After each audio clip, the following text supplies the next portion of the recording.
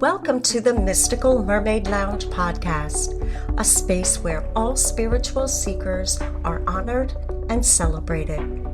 This podcast was born from the journeys of your hosts, who have each faced her own dark night of the soul, but they've emerged with an unshakable belief in divine connection, cosmic inspiration, and her true life's calling. Join us on a journey of personal growth, transformation, and magical self-discovery. Your first co-host is Chloe Brown, a gifted intuitive empath and shadow work life coach. Your second co-host is Kacie Knight, an intuitive energy worker and acclaimed past life regressionist. The Mystical Mermaid Lounge podcast starts now.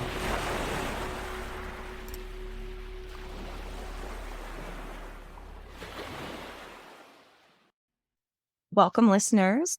Today we have Kacie Knight with us.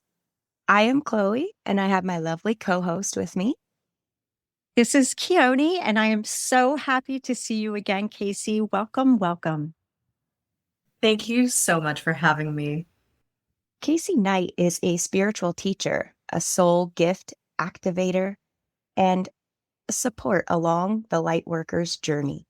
She is the owner of Luminous Evolution, which uses her signature system, the Evolutionary Alchemy. This program allows you to transform everything that has happened to you into the catalyst to align your body, mind, and soul. Kacie credits most of her work to simply opening up as a channel for your higher self to come through. She has also created the Radiant Evolution Academy, which provides digital courses that teach you how to activate your voice and become a conscious creator of your reality, and even build your own spiritual business with her certification program. Wow. When do you find time to do anything else? I keep my schedule pretty spacious. I love having downtime. I have a team, but I say no to a lot of things. So I have my own time to just be in my own energy. That's what it's been like the last 4 years, I think. As the world shut down, I became a bit of a hermit and protected my peace, maybe a little too hard. Oh, that's so relatable. Could you tell us a little bit about your spiritual journey and fill the listeners in a little bit about who you are?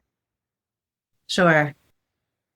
Yoni has heard a little bit of this from our other conversation, but I am going to take you back to a pretty pivotal time when I was 8 years old. I never really had a spiritual awakening. I came in with a fair amount of remembrance and contact with the divine. And when I was 8, Spirit came to me and gave me a vision, a prophecy, if you will, that freaked me out. But it was so loving and I felt so held. I was engulfed in this white light and Spirit was like, "You're going to spiritual teachers." And I said, "Who, me? What? I'm just a kid." Like, I was going to a Catholic school and had just watched a movie about the crucifixion of Christ as a spiritual teacher. So I was like, I don't want anything to do with that. My Akashics were probably showing as well. It's like the past life wounding. So Spirit was chuckling and like, no, not now. When you're older, and showed me this experience I would have of connecting with people around the globe and speaking on stages and teaching workshops. And because the internet did not exist at that time, that seemed like a really big deal that I just didn't tell anyone about. And I hid it for many years and tried to figure out what I was going to do with my life, but eventually came circling back to really fulfilling that experience. I love that you came in just remembering and not letting go of that. How do you think that brought you to where you are now? It sounds like you really tied that in pretty much your whole life, and it's just been an accumulation of knowledge. Yeah, when I look back, all the pieces fit together perfectly. Every experience that I had, I was like, oh, I needed that and I needed that. But at the time, I was just following the next right step, following where Spirit was guiding me. And I studied people, religion, philosophy, spirituality so hard for so many years not just to understand myself, but to understand the world. And I would come to these realizations myself first about how everything worked and how things were put together. And then I would get some validation from someone else who was also like, oh yeah, I see it also this way too. So I got to have this experience of really piecing together what it is that I need now to be able to understand the healers and the light workers and also the world at large. I studied sociocultural anthropology, and I've had a few different jobs where I was just working with a really wide variety of people before I became a professional hula hooper and dance teacher. I've had a few different pieces all come together really nicely to allow me to really use my life experience and my mystical ability, my psychic gifts, which I also had to train quite a bit and study to really hone, and some other techniques that I've practiced and really weave together my natural organic thing that I can do, the natural essence that I have with some structures and systems so that I can actually help people remember who they are and what they came here for and support them in activating their connection to their own divine nature and bring those gifts to the world. When I was teaching circus arts, dance, and gymnastics, that was with my first company called Dancing into Being, Movement Arts and Healing. And we were using movement with either just your own body or adding in props like hula hoops or different things that you can spin in the flow arts. And that would help us hone our connection and flow, body, mind, heart, and soul. We have to clear limiting beliefs. We have to practice in order to gain mastery, and we have to get out of our own way. So there's a lot of identity work and self-belief and all of that to tap people into this experience, this ultimate experience that I like to unlock it with people, especially when they studied with me for a while, where they could just pick up a hula hoop and feel like they were completely being danced by the music in this incredible flow that was just so coherent, is an antidepressant. It was just so many beautiful things where people would tap into their essence and be able to express it. And those skills have come to me as I teach people to either unlock their voice or their psychic gifts or build their business, because it's really a lot of the same things that we're doing in order to create this mastery and this expression of self and this confidence and clarity of who we are and what we're here to do. My soul loves listening to you, and I feel like you're the voice of my essence. You're bringing up such beautiful joy and love. So I'm just loving this already.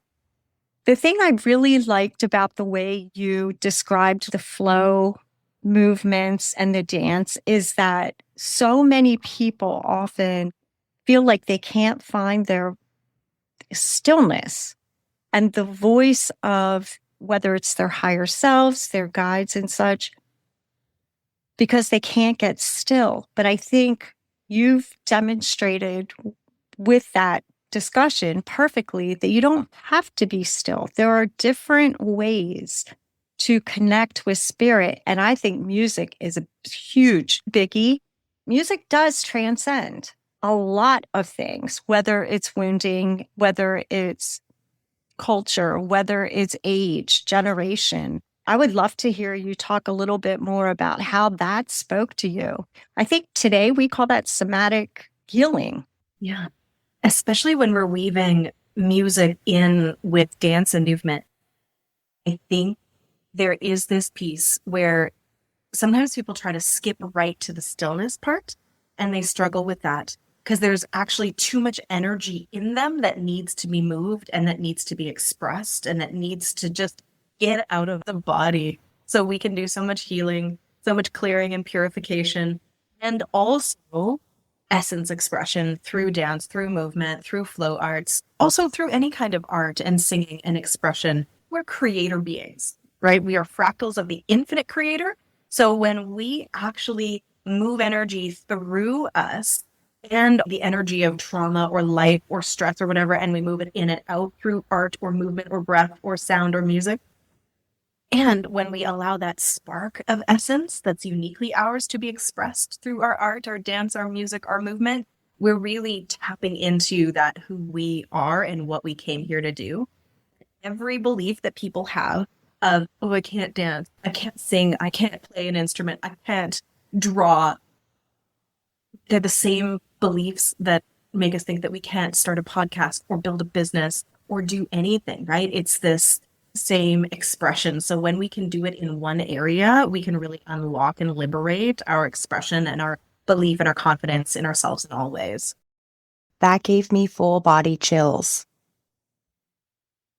Take all of these things that you're absorbing, just knowing, feeling called to, educating yourself, plus the real life portion of things. How did you pull all that together and build, let's say, the first business with a structured, systematic flow that you clearly have embodied at this point?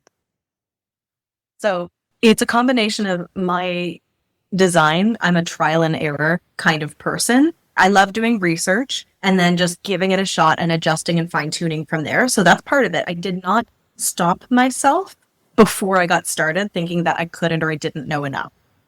There's also the piece that I've actually invested in studying with people who could teach me templates and systems and structures. I have studied with people who have mastered their craft, people who have really been able to give me the how to, not to copy completely, but to model the structure of what we need in, let's say, a workshop or a transformational journey. And that has been so helpful because there's a lot of workshop facilitators and coaches and healers out there who are just winging it.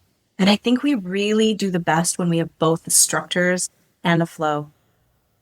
I think that's the divine union, right? It's what we need to bring in both and also instead of one or the other that we might be more naturally gifted in. And I think when we have both, then we can really relax into it and let that essence be expressed without the worry or without it spilling out everywhere in directions that we're not intending. I want to know all about luminous evolution. When I say luminous evolution, I think to the people who are here to do the same thing, it's this package of information that you can decode and you have the sense of it. For me, really, it's the evolutionary journey of liberating the wealth of our soul that's kind of hidden from our traumas and dramas and just life in general. And so I think most of us, especially from our generation, maybe not my daughter and her generation, but we came to Earth and then there was a lot of stuff that got shoved onto us in terms of programming. And really, it's just about releasing and healing and purifying everything that's not us to let our soul light shine and remember that light that is inside and actually let it out without all of the limitations that we have. And through that, we get to really access more of our truth, our essence, remembering our divinity, and our multidimensional awareness, which is a big piece. So many practices right now are about healing, which is great, but it's only getting us back to the baseline. That's the first part of the luminous evolution, the transformation. And there is the amplification and the activation of your light body and remembering that you are so much more than just this human in form. And my practices are very much about reconnecting you to all of you and then bringing all of that wisdom to the now and then having so much freaking fun with it too. We haven't talked about that even with all the dance. It is not that serious in my world. It can be, but it's also about liberating the joy, the fun, the lightness, the possibility, and all of that magic too.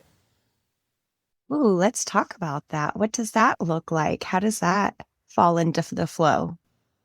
Well, whenever I'm with spirit, there is this feeling of lightness. When you're talking about etheric stuff, your guides, your other aspects of self, other pieces, these divine energies, they are literally lighter than our dense reality and physicality. And so it's this practice in my world to be able to shift through, and not that you have to get rid of your physical density. I don't think we're leaving these bodies. Really expanding your ability to shift between these different frequency bandwidths and have really human experiences, which might include sorrow and grief and anger that feel really heavy and dense and you're stuck. Like that is often human life, also be able to access the lighter frequencies where joy and love and magic and bliss and all of the quantum realm and the infinite expression of everything is. So the way we do that is through gratitude, tapping into celebration, sometimes dancing and shaking the stuff off, but really having fun and allowing things to be fun and silly and light so that we can access these frequencies up here instead of just being focused on the problem and the heaviness and the shadow work and all of that. It's all of it together to give us the full spectrum. Absolutely. The balance, right? That's why we have the yin yang and why it's so powerful. You actually mentioned something that I jotted down because I wanted to go back to that. I love structure. How do you find a blend of spirit and structure, especially when you're guiding and you're teaching so many people, allowing everybody to have true moments with spirit and their own evolution? How does that work out? How do you find that balance? I do have templates and systems that I use, whether it's in one-on-one situations or with groups, where we do have different pieces that really create safety for people to drop into their flow. So I do actually have a couple different ways that I also teach people how to do this in my certification programs. For example, I taught a course recently called The Evolution of Your Magic for energy healers and light workers, where I taught them my process to prep the field for people before you do any energy work or anything with them. I think it's the missing piece for a lot of this stuff. It includes supporting the human body in coming into a state of nervous system relaxation where you're in the parasympathetic. So supporting the human to feel safe so they're open to receive. So I have practices that we use, a little bit of ceremony, a little bit of breath, a little bit of meditation and breath work, all designed to support us in dropping into that space of availability. So their shields are down. And because if someone doesn't feel safe, they energetically have these shields up. Anything is getting through, whether energy or even education, even if you're trying to coach someone or tell them something, teach them something. If they do not feel safe and relaxed and present, it's not going to get through. And if it does get through, it might be distorted. I use some of these pieces to prepare the field and I root people down to Gaia. I bring their highest self and source with them through their body and through their nervous system. And then and only then do we get into coaching and energy work and other things because it's more effective. You can do so much more and shift things so much more easily than when people are in a state of just general anxiety. So that's one example of how I do it. Then once we get into that prep, then it's all flow. It's intuitively guided. There's a lot of like, we could go anywhere and do anything and go on these multidimensional journeys. But then at the end, we also have some things like we'll close the sacred space again ceremonially. In my sessions, I always make sure somebody is checking with their body. Body, what do you need to integrate this work? What do you need to take action on? How are you going to become this new frequency that we've created?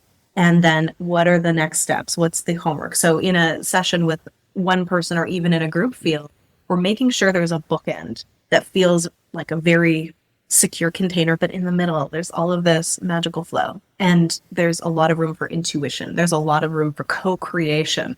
So I like to do that. And then I also really like to teach that for people. And we can expand that into creating retreats or courses or different workshops and bring in dance and movement and art and other activities or coaching or belief repatterning or somatic practices or breath. You can insert other things. But I really like creating a very strong container so that the flow is accessible to everyone.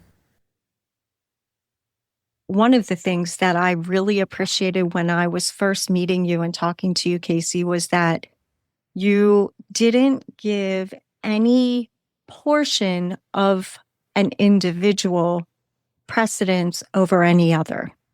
So the body was just as important as the soul, as the mental, emotional bodies. which I think a lot of times, so many of us are either in our heads or we're up in the cosmos, or we're so grounded we can't get out of our own way in any of these spaces. It really made me, because I'm an in the head person, step back and connect things like, my goodness, my throat's getting tight. Why?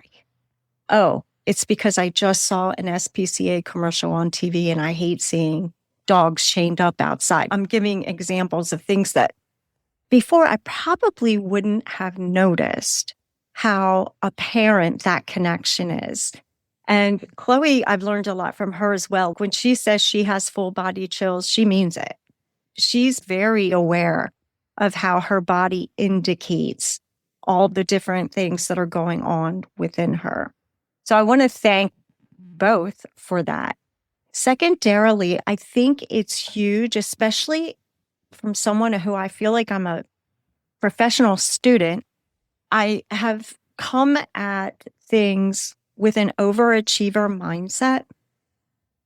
And so when you come to any lesson, spiritual, something physical, whatever, you're looking in my world to master that. That's my goal.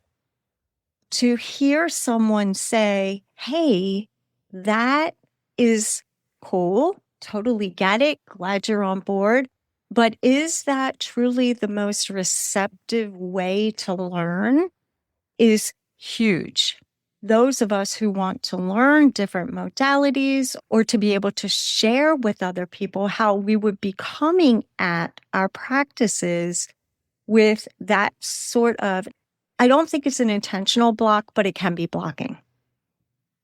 So light bulbs moment, probably 6 of them. I assume I'm not the only person in the world that has an overachiever mentality. Me too. Is that an obstacle that you find with a lot of people? Oh my gosh. Most of us absolutely come at things too hard with the perfectionism sort of mindset, and that cuts our creativity. It is actually a trauma response to think that we have to be perfect at something, gotta get it, and it's trying too hard, and I have been there. So I'm actually going to direct the story back to when I was learning how to hula hoop, because it's playing with a plastic circle, learning how to do tricks and dance. It is not that serious, but I was afraid to do it in public because I just happened to land somewhere where I was learning, where some of the best people in the world were just chilling and playing. I was like, oh, I can't take this out at a music festival. I'm not good enough. When I finally got over myself and I brought my hula hoop out, instead of to a class or in my own backyard, to a music festival, and I realized instantly what a fool I had been because, A, no one was looking at me. Nobody cared. It didn't matter. And I was allowed to not be good at something if I was a beginner. And I had the most fun that I've ever had in my entire life. And I got so much better, so much faster. I was like, whoa, okay, this is a massive life lesson right here that I need to bring into my work first as a teacher. And I started teaching people how to get out of their head and have some freaking fun with it. Because when we are trying too hard, we are going to be overcorrecting and we can't drop into that flow. And I didn't know at the time how much of the nervous system was involved with it, how much of our beliefs, how much of that physical tension was there. But when I'm teaching a hula hoop trick or was teaching a kid how to cartwheel or anything like that, when they were failing, the issue was usually they were trying too hard. So I'd say, dial back your effort about 50%. And then they'd be like, oh, like this? Because you have to loosen up. You have to be in that flow. And it's the same with learning something in business. It's the same with really anything. When we're putting too much energy into it, it disrupts the flow. I just have to say, I think I'm going to put on my wall or somewhere, I am allowed to not be good at something, which doesn't mean I can't enjoy it. Why not? Our fear of looking bad holds us back because we have this facade of having it all together and being perfect that we want to maintain. And it is the single biggest block to our success and our creativity, because a master has failed. 100 million times more than a beginner has even tried, because we learn through the failures. And we know that. That's what gives us the information and the practice. So letting yourself be a beginner. And it also relates to the psychic gifts and things like that and what have you that I train people with. Almost all of the time, if someone is blocked, it's coming from nervous system, it's coming from perfectionism, it's coming from being squeezed too tight to be able to just play with it and explore. I also am a little bit of an overachiever, but I don't think I've really ever been very aware of that until recent conversation with my sister over there, Keone, and perhaps my therapist, but what does she know? It's so interesting to hear you say it, and the way that you said it resonated, because I've heard a lot of people say similar things. But I think for myself, when I met my lovely co-host, we were in this container where I, for some reason, just allowed myself to be there and to have fun. I honestly thought they accidentally slipped me in. I didn't feel like I was qualified to be a part of this group. I was like, not going to be the overachiever, might as well just have fun. And that was the best thing that ever happened to me, because I have grown so much by having fun with it in the last 6 months than the last 10 years of trying to be an overachiever without even recognizing how much I would be an overachiever. I have just come here through making so many mistakes and screwing it up before I have gotten it right. And yeah, investing also just a lot of time and money in learning from people who also have made mistakes, who could teach me to avoid theirs so I could make my own special ones. How do you assist those who want to become an alchemist or to become a channel? When we go into sacred space, spirit is often just celebrating. Sometimes they will sit with people and like mourn with them and hold them while they cry and release that. But the energy of celebration is so present in the spirit realm. And I love helping people tap into that. The alchemy and the channeling and being able to connect with psychic gifts, so much of it is the same, because the alchemy is transmuting the density that's in the way of being able to access those higher frequencies and just create this awareness. So there's lots of steps, but I do have certification programs and courses where I teach in a very step-by-step way for people how to do this. So I have my Evolutionary Alchemy practitioner certification where I teach people my particular brand of energy work that does both. And there's a pathway where they go through and they do the work for themselves and they learn how to shift the density through their intention, through breath, through sound, through movement, and then use the divine energy and reconnect to the divine current to be this open and clear channel. And then we also bring in the imagination to be the interpreter and the interface with all of the etheric realm stuff. So I weave it all together, but I do have other courses where we just pull out these gifts and the channeling. I call that the divine channel. I'm not helping people trans channel. I want people to be able to connect to their highest or speak to their part or their body or their guides and their team. Because when you can do that, it just helps with so many things.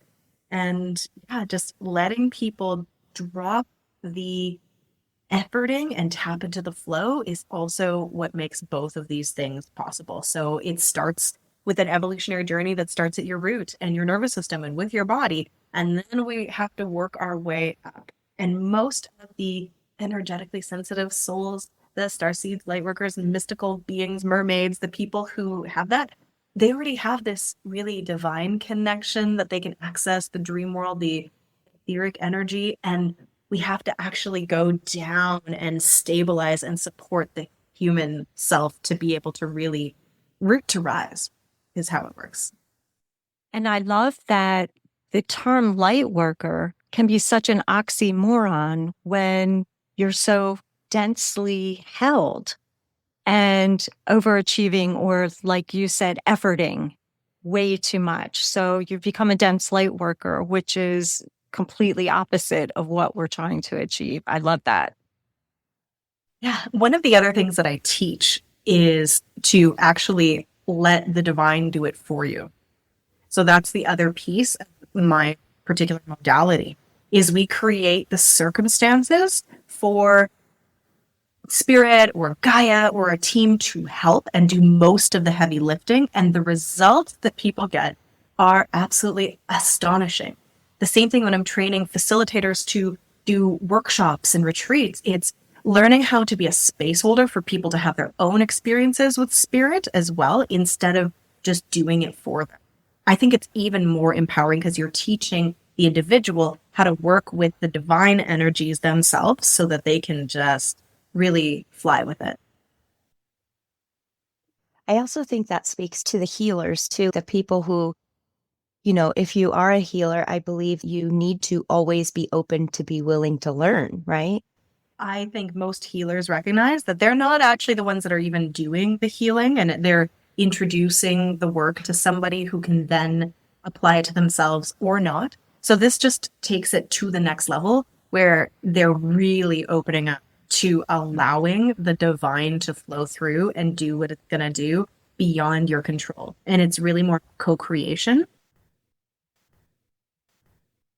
I've heard that you have seen other dimensions and evolutionary systems. Could you tell us about that a little bit? Sure. I've had lots of mystical experiences, connections with different aspects of my multidimensional self and some parallel lives and past lives or future lives that aren't necessarily here on Earth or in this dimension. And so had plenty of those. I don't focus on them though, because I think that this life right here, right now has the most potency where my focus needs to be. But I have done enough of this exploration to remember that a lot of planetary systems, let's just say in the Milky Way, they're not as dense as this place. And even before I could consciously remember all of these other worlds, I remember being on Earth and going like, this isn't what it could be or should be. I remember a better way, a different way. War confused me.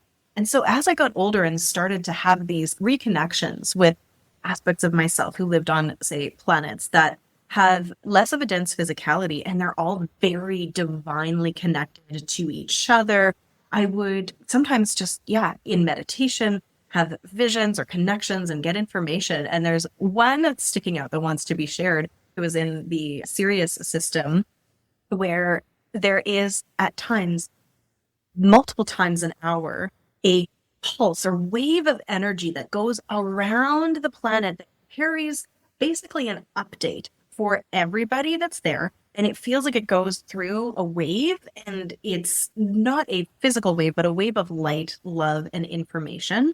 Because light actually is information carried in photonic form. And then everyone would just be updated. They would know what's happening on the planet, any news. It was just happening regularly. This collective energy where people were on the same page was there. And I was like, oh, where do we can do that here on Earth? Someday, perhaps. I felt like I was almost there with you and I could feel that vibration of love. I do remember I shared this on Past Lives Cafe of remembering being in a flower field and just being so caught up with everything around me and having a very similar feeling. That's what you were saying, is just a different density. So what I hear a lot of people talk about is their spiritual hygiene or their spiritual routines, and how, although incredibly important, how they look very different for each individual. And I'm just curious if you would be comfortable speaking to what your spiritual routine and hygiene looks like. Absolutely. It's such an important topic. And I actually do teach a bunch of my process outside of my certifications, even in my free frequency upgrade academy, because I think it is really essential. And I go deeper into the concept of your nervous system and shields and everything like that. I have a take on it that is, we should be purifying and cleaning and clearing ourselves, not just once a day even, but like in the morning so that we can start our day cleaned and cleared and then reconnected, and just doing that whenever we need to, but really making it a priority before you go out into the world, before you do your work, so that you're not picking everybody's stuff. A lot of people also talk about shields. I actually don't love that for most people unless you are truly in a survival fight or flight situation, you're being attacked. It's actually teaching our nervous system to be scared, to feel like you're not safe, which then leads to this whole host of problems. So I created, through alchemy and some different pieces from other practices that I've learned through mentors, a process that I called the sparkle field. And what that is the same prepping of your energy, where we get rid of stuff that shouldn't be there. There's lots of ways you can do that, physically or energetically. Intentionally have all of the molecules and all of the energies to start to just have a higher frequency that's faster, that works like a deflector shield. Because anything that's not of that same frequency will bounce off. It's got nowhere to land. There's no holes. It's just flowing. A science fiction deflector shield around a ship where it can deflect all of this stuff, but not with the intention of protecting you and shielding you. It's just that you're so high frequency that no ick can stick. And then you can also program the field to share from this overflow, because you're divinely connected. So you can, anybody that's around me, anyone that's feeling this energy, if they're open to receive, can they get some of this magic too? Can they receive the blessings, the love that they're available for? So you get to do this energy work without draining your own energy, because it's coming from that cosmic and earth divine frequency. And it works really effectively. People that say empaths, they can't go into a crowd, they can't go into a mall, they'll come back to me and go, I did it before I went to the grocery store and I didn't feel drained. I feel amazing. And I'm like, I know, isn't that great? And just the syntax itself has a different intention. Shield sounds and is defensive, where sparkle field sounds emanating and illuminating. So I love that terminology shift just straight off the bat. Speaking of syntax, can I ask your definition differences between cleaning and clearing? Yeah, I think that they mostly mean the same thing. But when I'm saying clearing, it's like if I'm looking at my desk here, which could use both, in order to clear it, I would be taking off and out all of the objects that don't belong there, and probably even all of them. I would just get rid of everything. And then cleaning my desk would be like getting out some soap and water and actually scrubbing down. So to me, that's why it's a little bit different. It's like removing stuff, and then cleaning is like bringing through the suds. It's a showering energy. It's a refresh and a revitalization, and getting like the more of the micro stuff, whereas clearing is the macro. I've never been asked that before, but that is, as I look at my cluttered desk, that would be it. Well, your monitor and camera are very strategically placed, and so is mine. Stuff that I want, crystals and singing bowls, but also some papers and other things, oracle cards. I just like things being in reach. I completely understand. I understand my own chaotic mess, regardless of what anybody thinks. I love the sparkle field as well, because I have found some of the shielding or bubble effects have been very triggering for my PTSD in ways that I couldn't really connect until listening to you two have that back and forth, actually. If it's okay with you, I'm going to share that in my Veterans Women's group, because that is awesome. Yeah, please do. I know that there are times when we are under attack and we need to protect ourselves. And that's not ever saying we're bypassing that. I'm not one of those like love and light only. Like, I know we go through the shadow. I know there's crap. But if we are constantly operating under the feeling that we are being threatened, we are disconnecting from everything, including ourselves. Because when you're in that fight or flight, it is turning all of your energy towards escaping or fighting. So your digestive system, your immune system, your creativity, all of your like prefrontal cortex stuff, your intuition, all of that is turned way down. And so your health will suffer if you are constantly shielding yourself and telling yourself you're not safe, you're not. That makes so much sense. One of my previous PTSD therapists would always have me talk to my amygdala as Amy and try to relax her and help her understand that she doesn't always need to be in this tense fight or flight, in her words, but in my mind, it was like this tense muscle achiness that I just was so exhausted all the time. That's pretty powerful as well.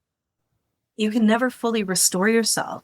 The sparkle field practice, as I mentioned, reconnects you to Gaia and to source energy. And when that is flowing through you, we can go deeper intentionally and do some of this work, but you can set it to restore even the mitochondria of your cells to be re-energized. You can get so much healing happening naturally because your body is no longer in that fight or flight energy.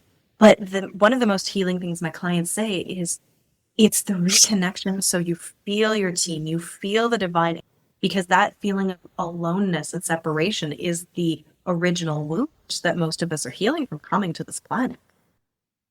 And the other portion of your explanation of the sparkle field is that you can then set the intention to attract high vibration, which who wouldn't want that, especially at certain times where you're looking for the love and magic in things. And that is the catalyst to help us see that. I love that. You're a frequency match for magic and miracles and your soul family because you're not shielding yourself. You are literally this lighthouse energy. And so that is the thing. Sometimes I don't explain all of it because it sounds too good to be true. If you are performing, if you're speaking, if you're going live, you're doing a podcast, activate your sparkle field and the people who vibe with you will feel you so strongly. You will be this beautiful magnetic expression of your essence. Not everyone will like it. So let's just also address that. Sometimes your light will be repellent to other people because magnets have two poles, right? If you're magnetic to the people who resonate with you, you are going to be repelling people who just don't vibe with you. They might not be soul family. They just have a different essence and your light might just be irritating to them, but that doesn't mean you shouldn't still shine. Live and let live. Mm-hmm. Mm-hmm. I love that. I'm so glad we talked about spiritual hygiene. So much came out of that. Well, what do you believe is the most common block, and how should we as spiritual seekers and moving forward luminaries remove these with and without your support? Because I think with everything, awareness is definitely the first step.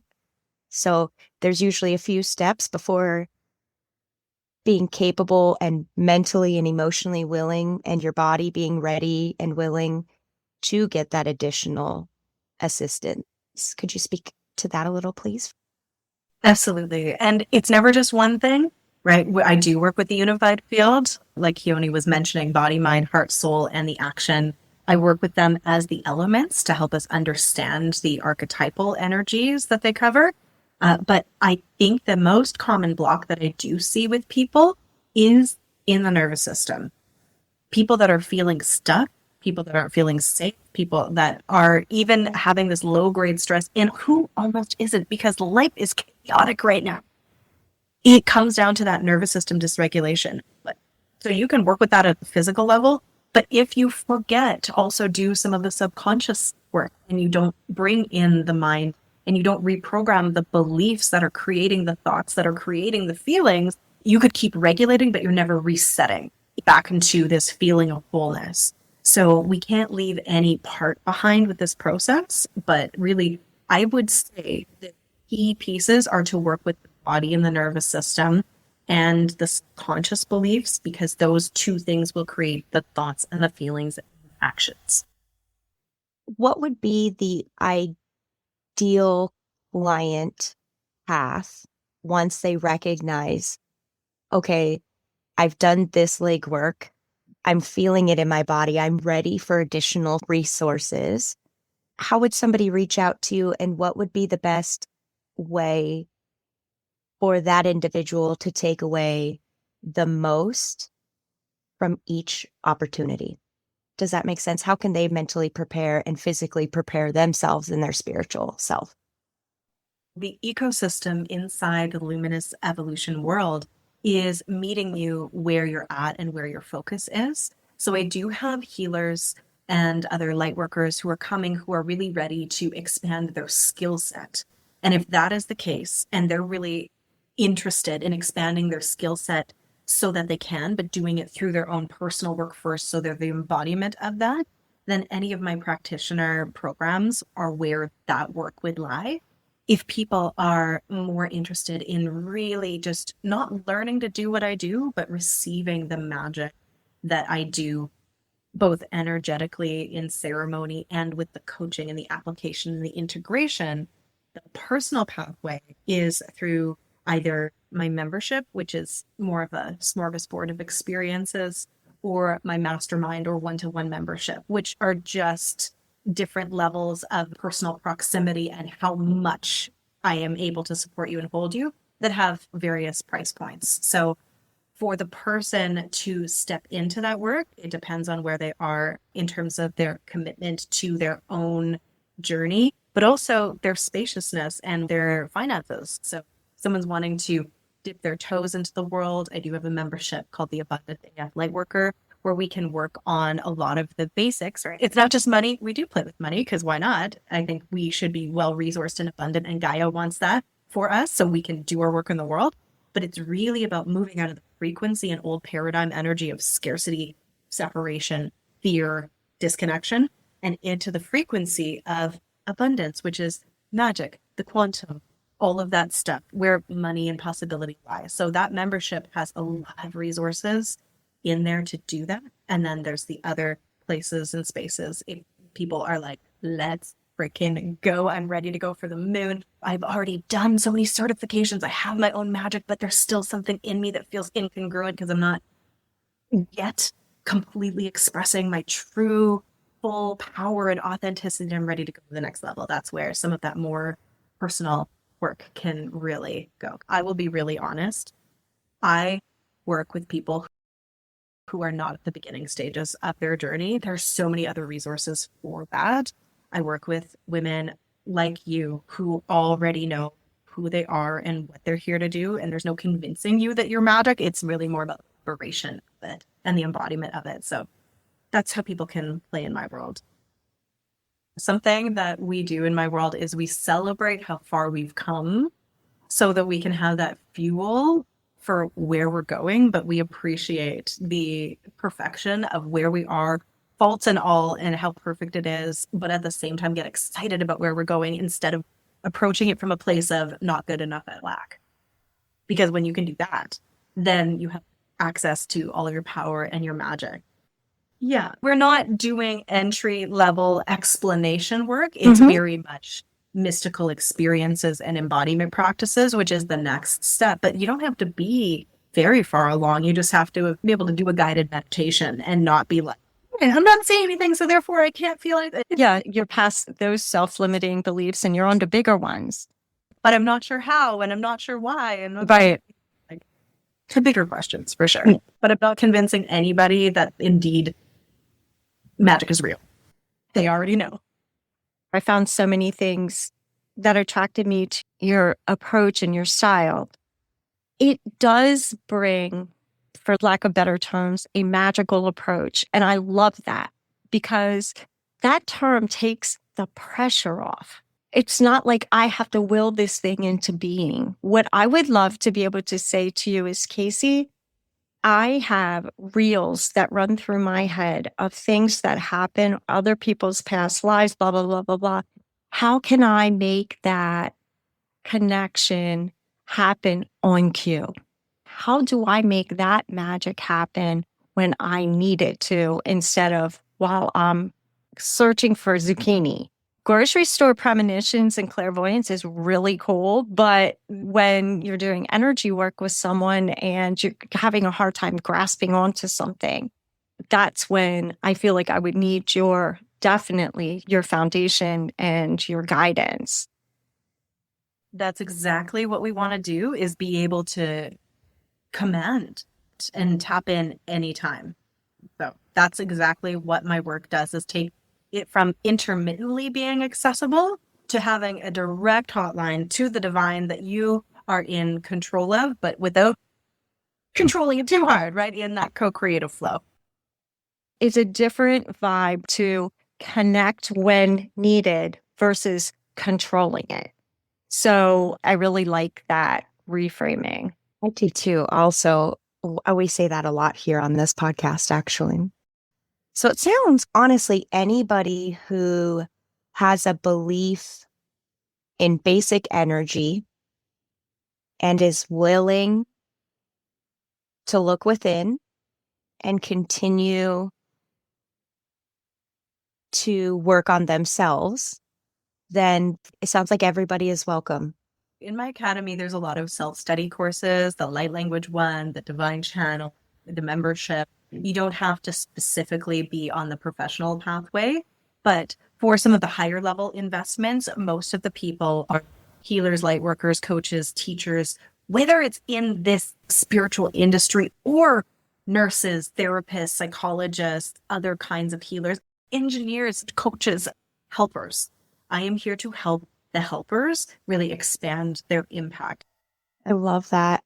Knowing who you are and who you're here to serve is so important, because I'm not meant to be on the front lines really working with people who are like in positions where they are deeply traumatized or where they are needing deep levels of support. And I used to sometimes feel bad that I wasn't doing that work, which feels so needed and essential. But really, I also know that because I get to help helpers, they get to ripple it out, and it just gets to spread so much further. Yes, that's beautiful. Kacie, did you have an invocation or a mantra or anything you'd like to leave for us and our listeners today? Less mantra invocation and more peace to guide you. Right now, the world is so chaotic and things are changing so quickly, and so much of the density and the shadow is being shaken up so it can be healed and dissolved and cleared and cleaned and all of that. I really want to encourage people not to look to the outside world to really predict where we're headed. I can feel, and I'm sure you can as well, that where we are headed is actually somewhere so beautiful we can barely imagine it. And everything that we need to do is to really resource ourselves and create the internal safety we need to connect with that divine energy and those other frequencies of possibility. So working on your own connection and your own light is so essential. Your nervous system, everything we talked about, it should be the number one priority. And being in a state of gratitude and celebration and joy is not some weird, rude, spiritually bypassing, absolutely delusional thing.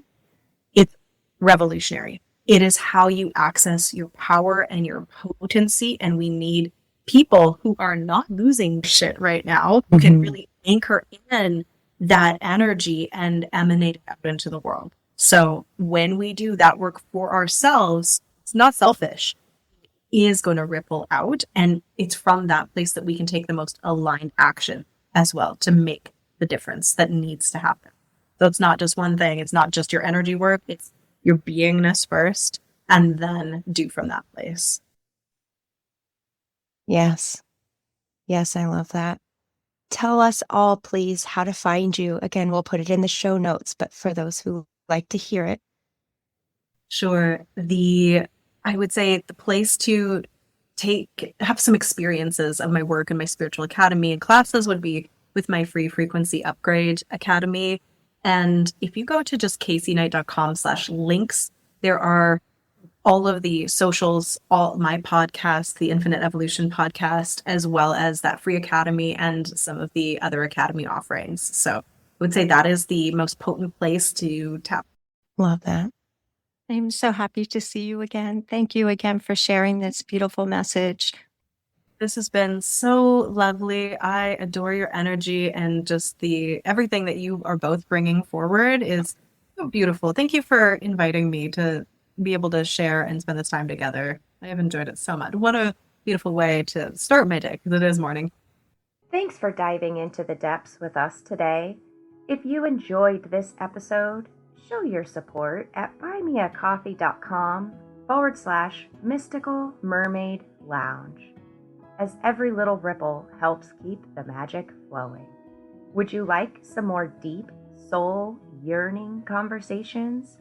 Well, then swim on over to our sister podcast, Past Lives Cafe, where Keone deep dives into those past life experiences. Also, we'd love to hear from you. Please don't forget to rate and review and drop your feedback and comments at our website, mysticalmermaidlounge.buzzsprout.com. Thank you again so much, and don't forget to catch us at the next high tide. Bye-bye.